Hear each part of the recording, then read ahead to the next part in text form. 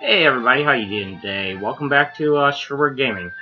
This is not going to be a traditional review video, mainly because Nintendo's review video policies are a little bit out there, and I'm not going to pay them to review their products. I bought their product, I think it's a good product, so I want to review it, but I'm not going to pay them to do the review. So there's not going to be any gameplay footage this time around. If that doesn't appeal to you, sorry about that. The next video will have gameplay footage. Hopefully the next video will be Overwatch. A little bit of an issue came up. Temporarily had to get rid of my copy. I will be getting it back very, very soon, as well as Battleborn. I might do a comparison video on how both play as well. I haven't really decided yet. But as of right now, I want to talk about Tokyo Sessions Mirage FE. This is a Shin Megami Tensei style crossover with Fire Emblem. More to the Shin Megami Tensei / Persona route than the Fire Emblem route. In Fire Emblem's case, it's more the weapon system as well as the characters. This game takes those elements, combines it with J-pop, which is really unique. Most games of RPG standards, especially turn-based, have J-pop in it, but this was something a little bit more unique. The J-pop actually plays into the story. If you're looking for a dark, brooding Persona story, you are not going to get that here. This has dark moments, but it's bright, it's colorful, everything about it is insanely detailed in that area. To the point that to not overload the Wii U systems, they made NPCs that are not necessary to the gameplay colored out. Uh, I don't know how to actually describe it. I guess you would say it's sort of like the paintball effect from Kane Lynch 2, where it was multiple various colors. That's what they did with the NPCs. I think Digimon on PS4 did a similar thing. But anyway, graphics are great, phenomenal. Probably some of the best Wii U graphics. I will say there are a few frame rate dips here and there, but they're not horrible at all. I mean, it's maybe 2-3 frames max, and it goes down barely noticeable to the human eye unless you're really looking for it. Load times, on the other hand, I don't understand it. We had Xenoblade Chronicles X, which really only had the load time when you started up the game. Unless you fast traveled, there were no load times. If you went from each area on foot or on scale, no load times whatsoever. I get the technology. I get it's a little bit weaker than most next-gen consoles. I accept that. That being said, though, if Xenoblade do it, there's no reason this game couldn't have done it. The load times do get out of hand occasionally. I haven't had anything really horrible. I haven't had anything like, say, Skyrim 10-minute load times yet. I would say 4 minutes max. That's when it's really trying to load the data. But aside from that, no real issues there. Graphics are clean, crisp. They're definitely Japanese anime. To the point where I believe it's the same studio that does Bleach did the artwork for this. I believe that's who that is contracted. Don't quote me on that. I'm not exactly sure. I can't find anything in the instructions or online as of right now that says it. The wiki for this hasn't been updated yet for that much.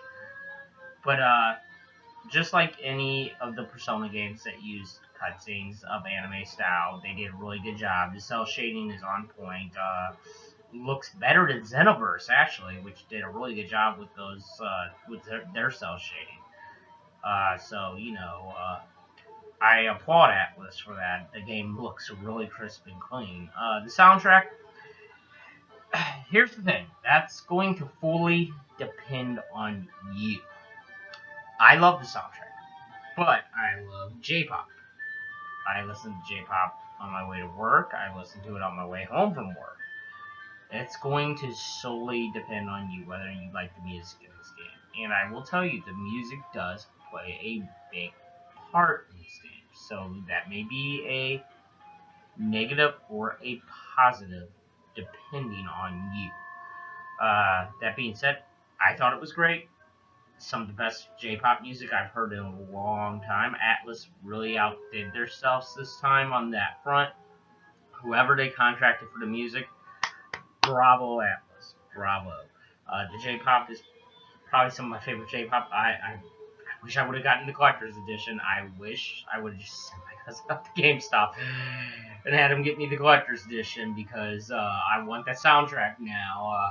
Maybe I'll see what I can do about getting that. Maybe I'll see if a friend of mine at work bought special edition. Considering a lot of my friends were gonna play, see if I can get that soundtrack from them. But you know, the soundtrack is on point. Everything sounds really crisp and clean as far as the music goes. Voice acting, this is a point of contention. I can deal with it. I can deal with rating a little bit. But if you don't like rating and you don't know Japanese, I would kind of recommend against this game simply for those two reasons. It's voiced in Japanese and subbed in English. They did not do any translation whatsoever. Me personally, I can deal with that. Love it. Thought it was great. The emotion comes across, in my opinion, and I don't know a lot of Japanese. I know probably 3-4 words max. That's on a good day. But aside from that, I thought it was really good voice work on the Japanese performers who did the voice work. You know, that for the most part was spot on. The one thing I don't like, Nintendo, stop treating us over here in America like we're children. We're not all children. You know, when you first announced this game was going to have an M rating. You guys released Bayonetta over here. Bayonetta 2 came out over here with all its content intact. I don't know why it was good enough for Platinum Games, but not good enough for everybody else. You raised the ages. I could have seen if you kept them as, 16, 17-year-old characters. Then I could have seen, yeah, okay, give the Sabata a gangster straight dance outfit instead of a bikini and her little skit at the beginning. Yeah, I can see that. But you raised all the characters' ages to 18. There was no need to censor that anymore. Even in the instruction manual, when you look up character information, it says they're 18. They're of legal age, and, it shouldn't have been a big deal to keep those things, the rest of the stuff uncensored in that case. I will say, I understand being careful, I really do, but consider before action. That's the one thing, just consider before action.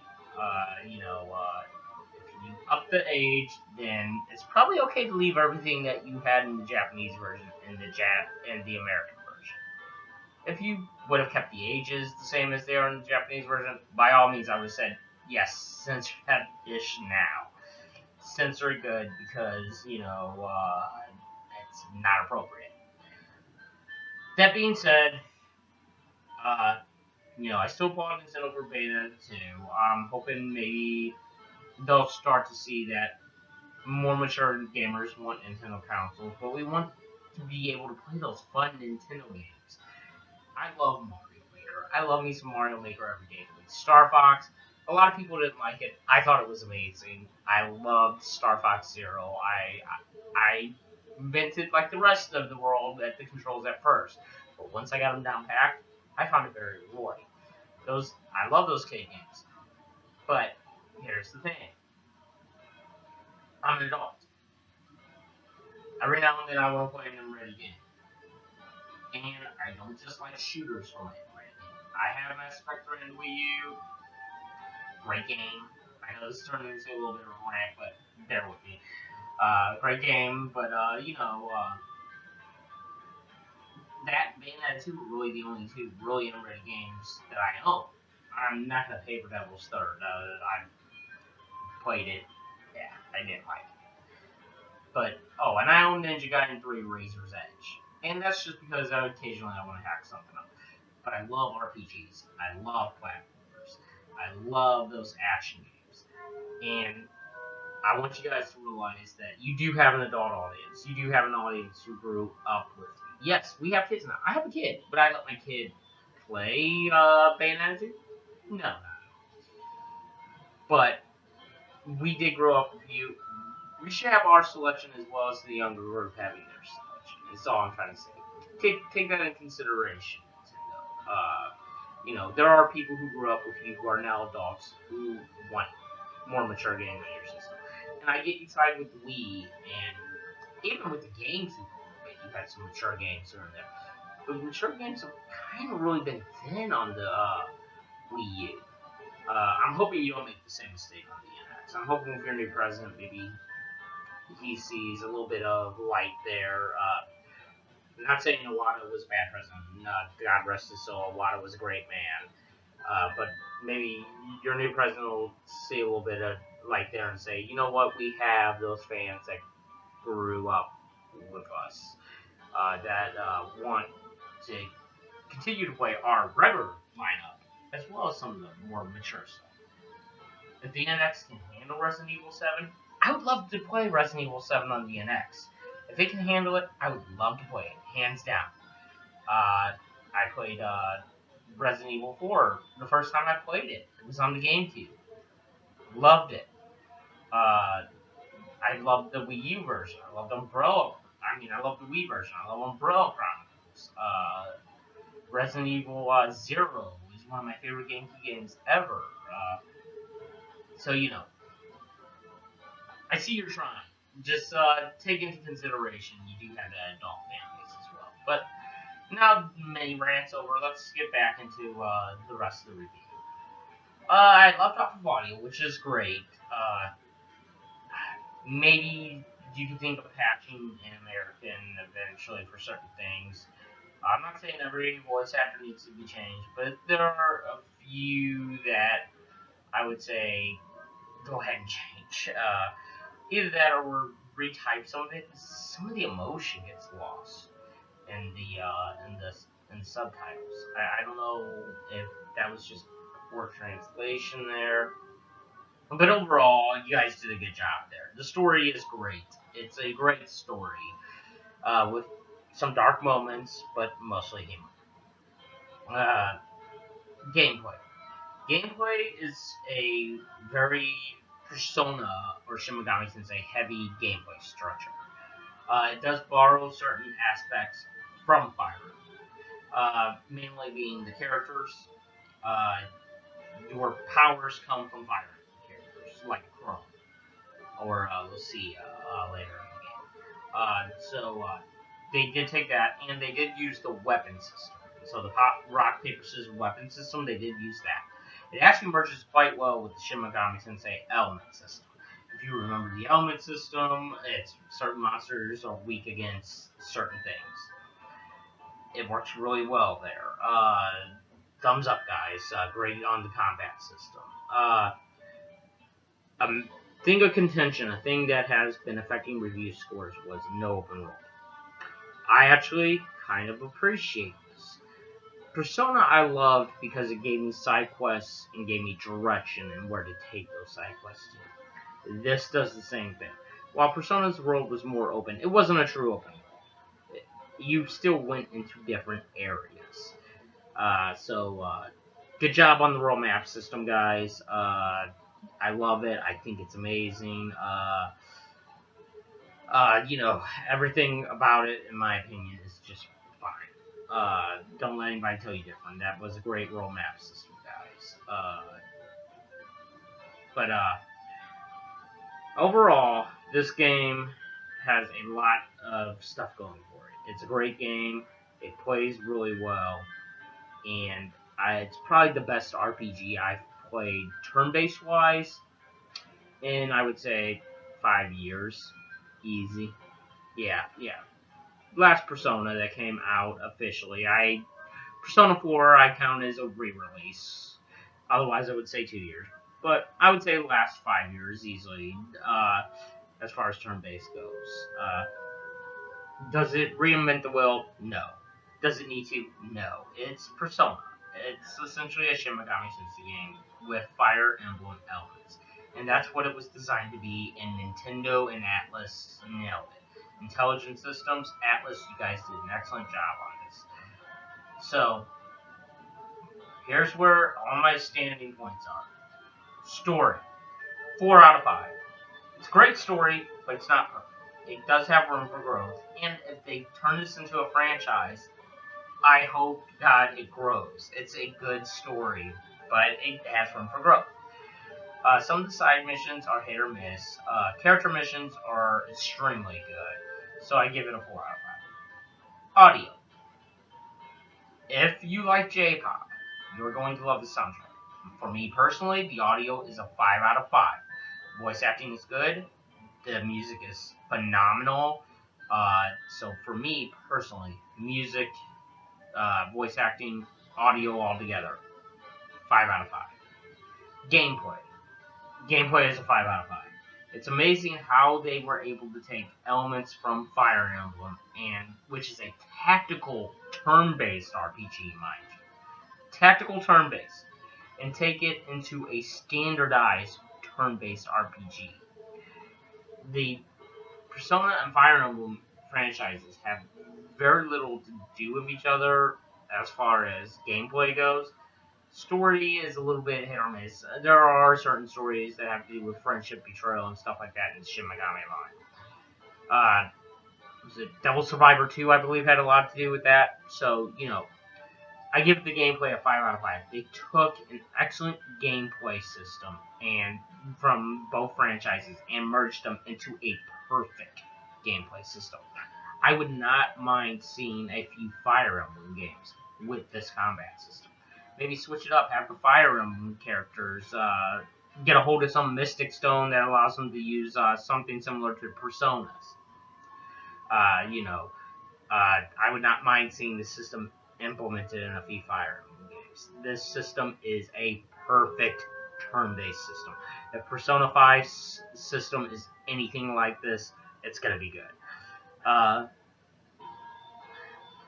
I didn't talk about online because there's not a lot of online features. There's some DLC.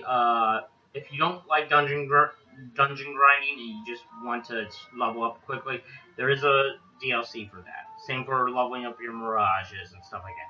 The first DLC I can recommend to you though is the DLC I bought, and that is the Atlas Costume Pack. It gives you costumes from several different franchises, including Eternia Odyssey and Devil Survivor. I believe you also get the samurai outfit from Shin Megami Tensei 4, which came out on the 3DS. So I recommend that pack. I'm not selling for them. It's just a pack that I like. I think it looks cool, especially with the ability to change your costumes. I love having the Devil Survivor character's costume on my main character. So I do love that pack. I will say, don't buy them. Buy them. It really doesn't matter. The game is complete without them. It's just something fun to have. Same with the experience thing. That's going to be if you don't want to sit there and level up. Otherwise, the experience thing is not really necessary. But with all that being said, I ranked everything on my scale. So we already know that story got a 4 out of 5. Audio got a 5 out of 5. Graphics, which I am now going to get around to. The graphics are amazing. So, I've said that already. Good animation, good cell shading. Atlas did a phenomenal job. So that gets a 5 out of 5. Gameplay got a 5 out of 5. So my overall score for Tokyo Sessions FE is a 5 out of 5, and my recommended sale of buy. This is a game that every Wii U owner that loves RPGs must have. I'm going to say it's a game for Wii U owners who have never played a JRPG but want to try a JRPG. They want to say, hey, it's something I want to try. I don't want to go back to the PS1 era and be playing those games, then this game is for you. This is going to be the JRPG that gets those that want to try JRPGs into JRPGs. And this is the JRPG that will keep those people who love JRPGs into JRPGs. So, with all that being said, I reviewed it. I give it a 5 out of 5. I give it, go out and buy it, seal. And I will say, with any luck, the next review will be on. If not, I have another game in mind to review. That one will use gameplay footage. I will be reporting gameplay footage for that one. I'm also going to start doing PC streaming here soon. I'm going to download the program and that's needed to work with Twitch and start PC streaming soon. I believe my first game that I stream will be the PC version of Final Fantasy VIII, followed by the PC version of Deus Ex. I'm also going to be doing some YouTube videos focusing around Five Nights at Freddy's. If you want me to stream that, you want to see me, scream like a little girl on camera, I'm willing to do that. They're going to be in video form anyway, but if you want to see it, live reactions, I'm willing to do that for y'all. I only have the first Five Nights at Freddy's now, and I've never played them before. I've watched other people play them, but I've never experienced the full franchise myself.